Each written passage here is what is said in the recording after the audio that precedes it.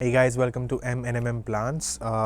As you can see over here, it's a lot of work to do today because it was raining from past 2 days, and after a long time it started raining because summers just completed in March, and then April it did not rain much.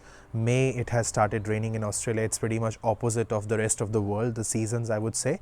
But what I normally do is whenever it starts raining, I do want all my plants to get that rainwater. They should be cleaned properly, they should get that good shower, and obviously the rainwater for their growth and development.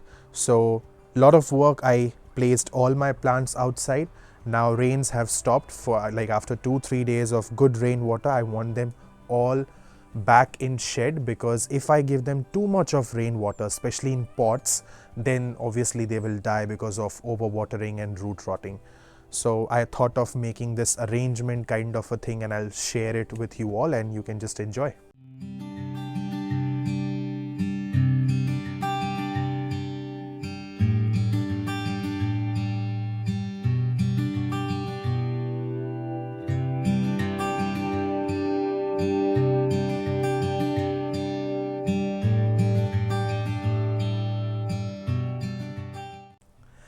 Have a look at the rainwater. Just cleans your plants, helps them to stay fresh.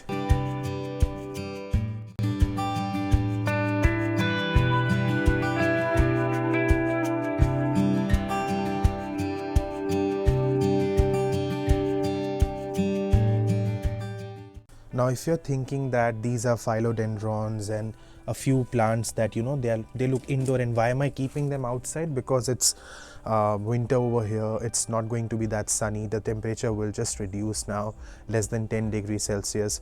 So these will be fine over here. It's under shed, so they don't get rain and they don't get hailstorms and all that directly, and they will be fine over here. They'll get sunlight as well.